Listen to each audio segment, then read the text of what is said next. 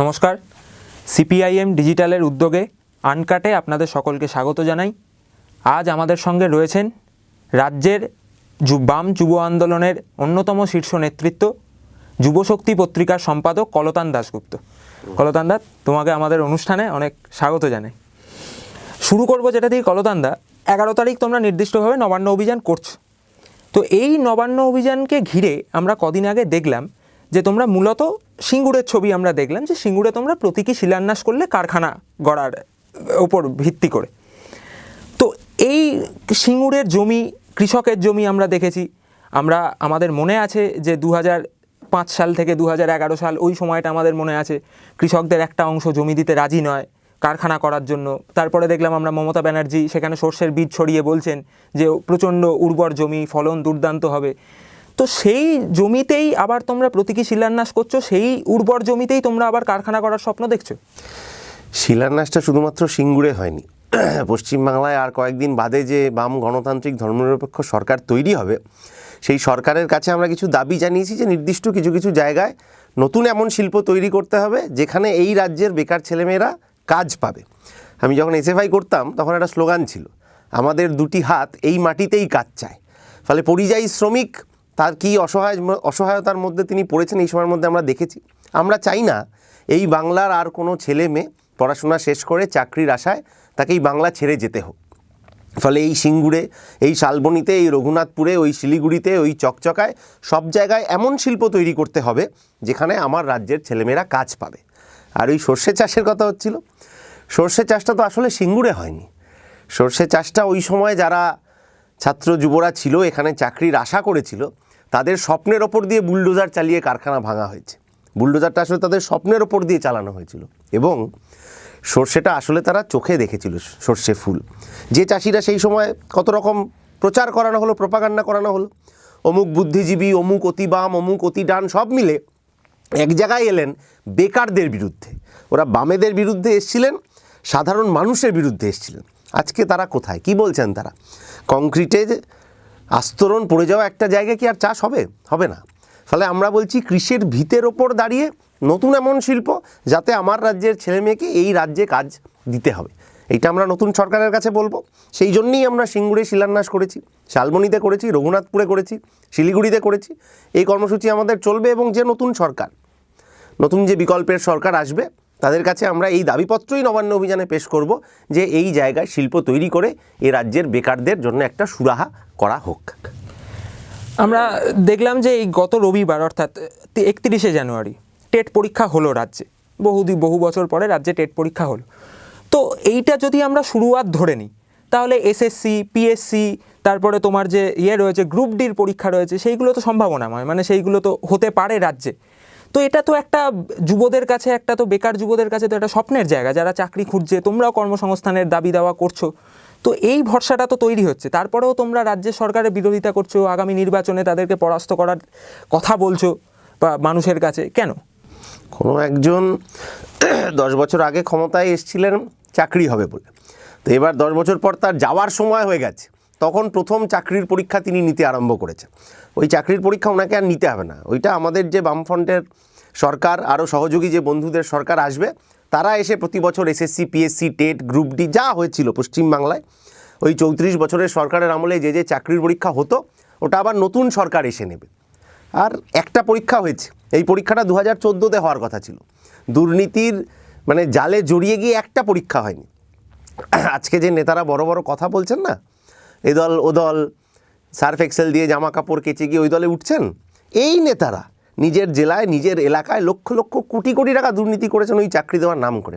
একজনের চাকরি হয়নি, নিজের বাড়ির কাজের লোকের চাকরি হয়েছে, কারণ নিজের আত্মীয় স্বজন অমুক তমুকের চাকরি হয়েছে। এই চাকরি তো চায়নি বাংলার যুব সমাজ, নিজের যোগ্যতার ভিত্তিতে চাকরি চেয়েছিল। 10 বছর এই সরকার যন্ত্রণা দিয়েছে আমাদের, এবার এই সরকারকে আমরা যন্ত্রণা দেব। নবান্নের 14 তলা থেকে হিড়হিড় করে টাইমে নামিয়ে নিয়ে এসে নতুন যে সরকার আমরা তৈরি করব, আমাদের বন্ধু সরকার, সেই সরকার প্রতি বছর SSC, TET, PSC, group D নেবে। এ রাজ্যের বেকার যুবদের আর চিন্তা করতে হবে না। আচ্ছা, তোমরা কর্মসংস্থানের কথা বলছো, একইভাবে বিজেপি এই রাজ্যে যে বিধানসভা নির্বাচন, সেই বিধানসভা নির্বাচনের প্রাক্কালে দাঁড়িয়ে তারাও বলছে যে কর্মসংস্থানের দাবি তারা করছে, কর্মসংস্থানের কথা তারা বলছে, এই প্রশ্নে তারাও সরব, তোমরাও কর্মসংস্থানের দাবিতে সরব। তো আলাদা কোথায়, মানে তোমাদের কর্মসংস্থানের দাবি আর বিজেপির কর্মসংস্থানের দাবির মধ্যে পার্থক্যটা কোথায়? 10 বছর এ রাজ্যে মমতা ব্যানার্জি আছেন, 6 বছর দেশে আছেন নরেন্দ্র মোদী, দুজনেরই সেকেন্ড ইনিংস চলছে। তো কী খেলা হচ্ছে রাজ্যে, কী খেলা হচ্ছে দেশে? চাকরি হবে কোথায়? আমার দেশের সরকার, এই যে বিজেপির নেতারা এখন বড় বড় ভাষণ দিচ্ছেন, মন্ত্রীরা রোজ দিল্লি কলকাতা ডেলি প্যাসেঞ্জারই করছেন, এই দেশের সরকার রেল, ব্যাংক, বিমা, কয়লা খনি, স্টিল প্ল্যান্ট সব বেচে দিচ্ছে। বিএসএনএলটা বেচে দিয়েছে। বিএসএনএলের পরিকাঠামো ব্যবহার করে বেসরকারি সংস্থাগুলো 4G 5G কানেকশান চালু করে দিয়েছে। বিএসএনএলের কর্মী তার মেয়ের দুধ কিনতে পারছেন না, কারণ মাসের পর মাস মাইনে নেই।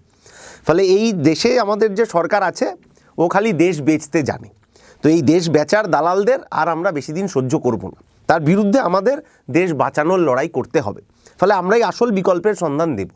আমাদের মডেল আছে 34 বছরের সেই শুরুতে অপারেশন বর্গা, এবং তারপর থেকে ওই ভিতের উপর দাঁড়িয়ে পরিবার বাড়ছে, সংখ্যা বাড়ছে, লোকের চাকরির জন্য নতুন শিল্পায়নের তৈরি করতে হবে। যে বিকল্প বজবজে হয়েছিল, যে বিকল্প বক্রেশ্বরে হয়েছিল, যে বিকল্প হলদিয়ায় হয়েছিল, সল্টলেক ইলেকট্রনিক্সে কমপ্লেক্সে হয়েছিল, সেই বিকল্প মডেল আমাদের কাছে হাজির আছে। সেই বিকল্প আমরা পশ্চিমবাংলায় চালু করতে চাই। আর ত্রিপুরায় বিজেপি এসছে 1 বছর আগে, যে শিক্ষকদের চাকরি দেবে বলে দাবি করলো, সেই শিক্ষকরা 10,323 জন শিক্ষক এখন রাস্তায় বসে রয়েছে। কেউ কেউ আত্মহত্যা করতে বাধ্য হচ্ছেন। এই রাজ্যের চাকরির দুর্নীতি নিয়ে বিজেপির কথা বলার কোনো অধিকার আছে? ত্রিপুরায় কী করেছে ওরা? ফলে ওরা বিকল্প নয়, বিকল্প আমরা বামপন্থীরা, তাদের সহযোগীরা, গণতান্ত্রিক শক্তি, ধর্মনিরপেক্ষ শক্তি, তারা বিকল্প, তারাই প্রকৃত শিল্পায়ন করবে। এই কথাটাই আমরা নবান্ন অভিযানে সর্বত্র বলছি। আচ্ছা, এই তৃণমূল সরকারের বিরুদ্ধে, এই তথাকথিত অত্যাচারী তৃণমূল সরকারের বিরুদ্ধে বিজেপি বদলা নেবে, সেই জন্য বিজেপিকে আনো, মমতাকে হাঁটাও, বিজেপিকে আনো, এই তো প্রচার নিয়ে, মানে এইটাকে সামনে রেখে তো বিজেপি প্রচার করছে নির্বাচনের আগে। তো সেই ক্ষেত্রে একটা বড় অংশের আমাদের রাজ্যের মানুষ, বড় অংশের একটা যুবদের বড় অংশ, ছাত্রদের বড় অংশ, তারা তো মোটামুটি প্রভাবিত হচ্ছে এতে।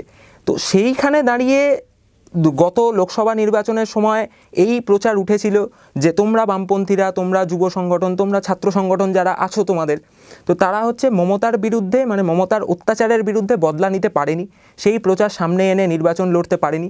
সেই জায়গায় বিজেপি এসে ভরসা দিয়েছে। আবার তো এই আসন্ন বিধানসভার আগে বিজেপি ওই ভরসাটাই জোগাচ্ছে। তোমরা কোথায় জায়গা পাবে, কিভাবে মানুষের মনে জায়গা করে নিতে পারবে? বিজেপির কে ভরসা জোগাচ্ছেন?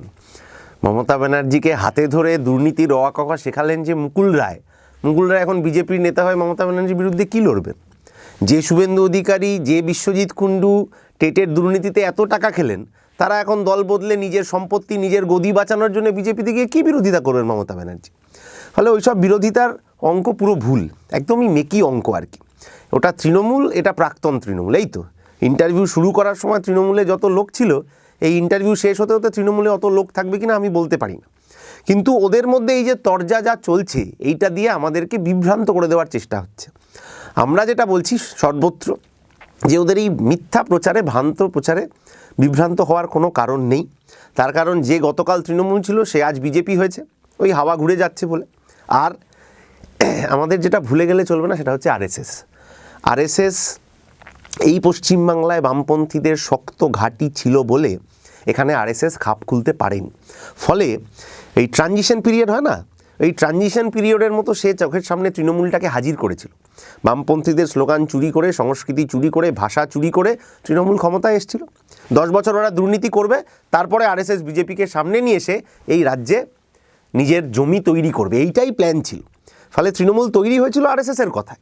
তৃণমূল নেত্রীকে ওরা কত বড় বড় সম্মান দিয়েছে, তৃণমূল নেত্রীও পাল্টা সম্মান ফিরিয়ে দিয়েছেন।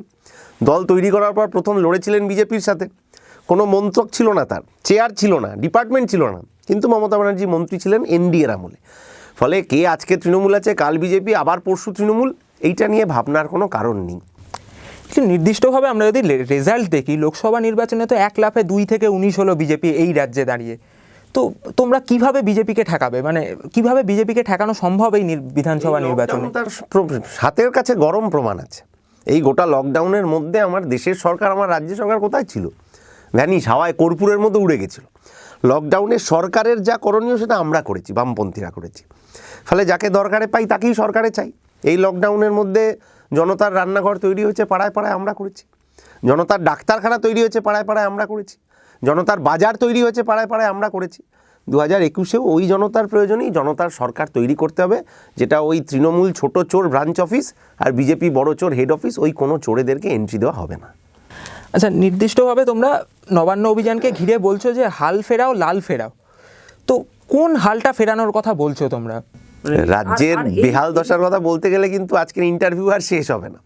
পড়াশোনা থেকে আরম্ভ করে, চাকরি বাকরি থেকে আরম্ভ করে, কৃষকের ফসলের দাম থেকে আরম্ভ করে, মহিলাদের সম্মান থেকে শুরু করে, একটা ব্যাপারে এরকম নেই যেখানে রাজ্য গত 10 বছরে বেহাল হয়নি। এই যে আমরা দেশের কৃষি আইন নিয়ে এত কথা বলছি, মমতা ব্যানার্জি 2014 সালে প্রায় এরকম একটা কৃষি আইন আমার রাজ্যের বিধানসভায় এনেছেন। তো ওনার যদি ক্ষমতা থাকে, উনি এখন বিধানসভা ডেকে একটা পাল্টা কৃষি আইন আনুন কেন্দ্রের বিরুদ্ধে। কেরল পেরেছে, পাঞ্জাব পেরেছে, মমতা ব্যানার্জি কেন পারছেন না? তার টিকি বাধা রয়েছে ওখানে, সারদা, নারদা, রোজ ভ্যালি, এইসবের টিকি বাধা রয়েছে, ফলে উনি ওইটা পারবেন না করতে। আর গোটা সংস্কৃতিটাকেই গুলিয়ে দেওয়ার চেষ্টা করা হচ্ছে। কীরকম গুলিয়ে দেওয়ার চেষ্টা করা হচ্ছে? ক্লাবে ক্লাবে টাকা দেওয়ার ব্যবস্থা করা হয়েছে, সেখানে নানা রকম ফুর্তির আয়োজন রয়েছে, এবং যেহেতু স্থায়ী চাকরি এই সরকার দিতে পারবে না, ফলে ইট বালির সিন্ডিকেট কোথাও, বালি খাদানের সিন্ডিকেট কোথাও, গরু পাচারের সিন্ডিকেট, কয়লা খনির সিন্ডিকেট, এইসব করে গোটা একটা প্রজন্মকে এই অন্ধকারের দিকে ঠেলে দেওয়া হয়েছে। আমার যখন কাজের নিরাপত্তা নেই, তখন আমি উগ্রই থাকবো, তার কারণ আমার আগামী 2 দিন 2 মাস পর কি খাবো পড়বো ঠিক নেই। ফলে এই উগ্রতা আমাকে বাধ্য করছে ওই খারাপ রাজনীতি, নোংরা রাজনীতির মধ্যে নিজেকে নিয়ে যেতে।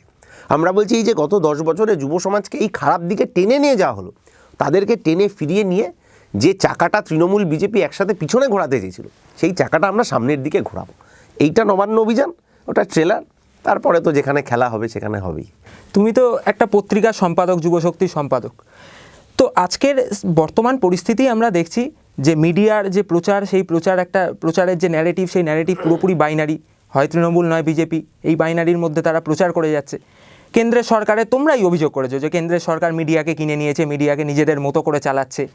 তো এই জায়গায় দাঁড়িয়ে যে তুমি একটা পত্রিকার সম্পাদক, একটা সংস্কৃতির চর্চা করো, তার অপোজিটে দাঁড়িয়ে যে এই যে অপসংস্কৃতির চর্চা, এই গোটাটা জুড়ে, মানে আইটি সেল থেকে মিডিয়া সমস্তটা জুড়ে যে অপসংস্কৃতির চর্চা, তোমাদের কি কোনো পাল্টা ন্যারেটিভ আছে? মানে কিভাবে ঠেকাবে, কিভাবে আটকাবে এই প্রচারকে? সুস্থ সংস্কৃতির চর্চা বামপন্থীরা দীর্ঘদিন ধরে করছে, এটা এখন বহমান ধারা। এই যুবশক্তির নামটাই তো তৃণমূল চুরি করে নিয়েছিল, নতুন একটা সংগঠন তৈরি হয়েছে, তার নামও যুবশক্তি। সেটা নিয়ে আমরা মামলা করেছি, ভাইপোকে টেনে জেলে নিয়ে যাব, অনেকগুলো কেসেই নিয়ে যাব, এটা তার মধ্যে একটা। কিন্তু কথাটা হচ্ছে যে এই যে সংস্কৃতির যা অবনমন গত 10 বছরে ঘটানো হয়েছে, তার বিরুদ্ধে কিন্তু আমাদের কাজ চালু আছে। পাড়ায় পাড়ায় আমাদের সংস্কৃতির ব্যাপার না, এই বাংলার চিরকালীন যা সংস্কৃতি, সেই সংস্কৃতির সেই ধারাটাকে বহমান রাখতে হবে, অক্ষুণ্ণ রাখতে হবে, এইটাই আমাদের কথা। এই যে নবান্ন নামটা শুনলে এখন আমাদের মুখ থেকে খারাপ কথা চলে আসে, তার কারণ নবান্নতে বসেই সব ষড়যন্ত্র হয়, কি করে হচ্ছে যে রাজ্যের মানুষের পয়সা লুট হবে, কি করে বেকারদের চাকরি লুট হবে, এইসব। কিন্তু এই নবান্ন তো কৃষকের কাছে সবচেয়ে বড় পরব, নতুন ধান ওঠার আনন্দ, সেই আনন্দ সকলের সাথে ভাগ করে নিতে নবান্ন উৎসব। আমরা বলছি এই ধরনের কাজ আমাদের করতে হবে, এবং ডিকশনারির নাম বদলে দিতে হবে অনেক ক্ষেত্রে। বিজেপির নাম সার্ফ এক্সেল হবে কিনা, তৃণমূলের নাম কর্পূর হবে কিনা, এইসব নাম বদলানোর কাজও আমাদের চলবে। কিন্তু যেটা গুরুত্বপূর্ণ সেটা হচ্ছে গত 10 বছর ধরে আমাদেরকে এমন একটা ভাবনা চিন্তার জগতের মধ্যে ফেলে দেওয়ার চেষ্টা হয়, এই প্রযুক্তি ইত্যাদি নির্ভর করে আমরা কোনো একটা জিনিস খুঁটিয়ে গভীরে দেখতে চাই না। এমন বহু ক্ষেত্রে আমি অবাক হয়েছি, এই ফেসবুকের কোনো একটা লিঙ্ক আসে, লিঙ্কের হেডলাইনে যা থাকে আসলে তার ভেতরের খবরটা তাই থাকে না। তো এই চর্চা এই লড়াইটা কঠিন, কিন্তু এই চর্চা, নিরন্তর চর্চা আমাদেরকে এই যে ভুলিয়ে দেওয়ার রাজনীতি, কোনো কিছুর থেকে গভীরে না ঢুকে উপর দিয়ে ভাবনা চিন্তা তৈরি করার যে রাজনীতি, এর বিরুদ্ধে আমাদের লড়াই। সে যুবশক্তি তার কাজ সে করছে, তার চর্চা সে করছে। অন্যান্য সাংস্কৃতিক সংগঠন যারা, এই পাড়ার মোড়ের যে মানুষ, যিনি 2002-তে গোধরার ঘটনার পরেও রাস্তায় দাঁড়িয়ে আরও 10 জনকে জোগাড় করে এই পাড়ায় দাঙ্গা রুখেছিলেন, সেই মানুষগুলোর কাছে টিভি মিডিয়া এমনভাবে পৌঁছাচ্ছে, তাদের কোথাও মনে হচ্ছে যে সবটা ঠিক হচ্ছে না। আমরা সেই মানুষগুলোর কাছে বাড়ি বাড়ি পৌঁছে স্মরণ করে দিচ্ছি যে 92-তে আপনি ছিলেন বলে এখানে দাঙ্গা হয়নি, 2002-তে আপনি ছিলেন বলে এই রাস্তায় দাঙ্গা হয়নি, এখানে আমরা দাঙ্গা রুখতে পেরেছিলাম। ফলে এখন 2021, তৃণমূল এক পক্ষে, বিজেপি এক পক্ষে, দুপক্ষই চায় দাঙ্গা হোক, শোলে সিনেমার জেলারের মতো সেই আধে ইধার যাও আধে উধার যাও হোক, ভাগাভাগি হোক। আমরা মানুষকে জড়ো করে এই ভাগাভাগিটা আটকাতে চাইছি। আচ্ছা, এই আইটি সেলের যে আমরা দেখছি যে কিছু কিছু একনিষ্ঠ কর্মী যারা হচ্ছে নিরন্তর এইরকম প্রচার চালিয়ে যাচ্ছে বামপন্থীদের বিরুদ্ধে, বিরোধীদের একদম সার্বিকভাবে বিরোধীদের বিরুদ্ধে, তো সেইখানে দাঁড়িয়ে এই যে যারা এই আইটি সেল যারা চালায় যে ছেলে মেয়েগুলো, তারাও তো কিছু ক্ষেত্রে বেকার ছেলে মেয়ে। তো তোমাদের তো বেকারদের জন্য লড়াই, বেকারদের স্বার্থে লড়াই, তো এদেরকে কি বলবে? মানে এরা যে এই কাজগুলো চালাচ্ছে, তোমাদেরকে আক্রমণ করে, তারপরে হলো বিভিন্ন ক্ষেত্রে কেস করা হয়েছে, তাতে কোনো লাভ হয় না, নোংরা কদর্য আক্রমণ করে, এদের ক্ষেত্রে কি বলবে? না, এদেরকে আলাদা করে বলার তো ব্যাপার নয়। একদিন মাঝরাতে আমাদের এক পার্টির নেতা, তার বাড়িতে একটা দুর্ঘটনা ঘটেছে, তো মাঝরাতে বেরিয়েছি তার কাছে যাব বলে। আমার বাড়ির কাছাকাছি দেখছি একটা জায়গা, সেখানে নতুন ফ্ল্যাট উঠছে, সেই ফ্ল্যাটে ইট বালির সিন্ডিকেট কে দেবে না দেবে এই নিয়ে আমার থেকেও ছোট, মানে তোর বয়সী 8-10টা ছেলে রীতিমতো মারামারি করছে কারণ ওই নিরাপত্তাহীনতার জন্য। মেরে যদি ও জায়গাটা দখল করতে পারে, তাহলে আগামী 2 মাস ওর বাড়িতে চালের অভাব হবে না, মায়ের ওষুধের অভাব হবে না। এই নিরাপত্তাহীনতার জায়গাটাকে তৃণমূল বিজেপি এক এক রকমভাবে ব্যবহার করছে। তৃণমূল সিন্ডিকেটে ঢুকিয়েছিল, বিজেপি আইটি সেলে ঢুকিয়েছে। কিন্তু এই গোটা প্রজন্ম তো আমার তোর বাইরে না। এই গোটা প্রজন্মের হাতে একটা স্থায়ী কাজ, যে ছেলেটা ওখানে আইটি সেলের কাজ করছে, তাকে আমি এখানে আইটি পার্কে, সল্টলেক ইলেকট্রনিক্স কমপ্লেক্সে সেক্টর 5-এ একটা স্থায়ী কাজ দিতে পারবো, যাতে ও মাথা উঁচু করে বাঁচতে পারে। এরকম বহু ঘটনা এই সময় দেখছি। আইটি সেলের কাজ মানতে না পেরে কেউ রিজাইন করে চলে আসছে। এই যে রিজাইন করে চলে আসছেন, তিনি তো বেকার হয়ে যাচ্ছেন। লকডাউনের মধ্যে 15 কোটি বেকার তৈরি হয়েছে নতুন করে ভারতবর্ষে, সরকার কিছু ব্যবস্থা নেয়নি। ফলে এই ধরনের কাজ যারা করেন, তারা যে নিরাপত্তাহীনতার যন্ত্রণা থেকে এই কাজটা করেন, অসৎ হতে তারা বাধ্য হন। কারণ তার সরকার থেকে এই রাজনীতিই শিখিয়েছে, এই সংস্কৃতি শিখিয়েছে যে তুমি অসৎ হবে, নোংরা কথা বলবে, তবে তোমার পেট চলবে। পেটের ডাকের ওপর কোনো ডাক নেই। ফলে তাদের মাথা উঁচু করে বাঁচানোর ব্যবস্থা এই পশ্চিমবাংলায়, ভারতবর্ষে করতে হবে। তার জন্য ওই বামপন্থী গণতান্ত্রিক ধর্মনিরপেক্ষ সরকার দরকার। সেই জন্যেই আইটি সেলে যারা কাজ করেন, ইটবালির সিন্ডিকেটে যারা কাজ করেন, তারাও সামনে যাই হোক, ওটা তার কাজ, পেশা, তারাও মনে মনে বুঝতে পারছেন এই পরিবর্তনটা কোথায়, কিভাবে, কেন দরকার। আমরা তাদের কাছে বাড়ি বাড়ি গিয়ে এই কাজটাই বোঝানোর চেষ্টা করছি।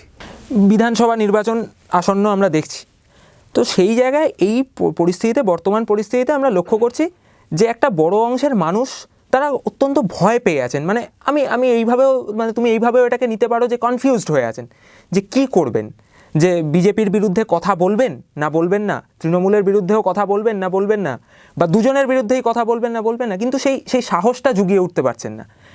তাদের ক্ষেত্রে কি, তারা সবটা বুঝতে পারছেন, হয়তো তাদের রিয়েলাইজেশনের মধ্যে আছে, গোটা পরিস্থিতি বিবেচনা সমস্তটা কিছু করতে পারছেন। পদক্ষেপ নেওয়ার ক্ষেত্রে তাদেরকে কিভাবে ইনফ্লুয়েন্স করতে পারবে, তাদেরকে কিভাবে মোবিলাইজ করতে পারবে তোমাদের সংগঠনের পক্ষ থেকে?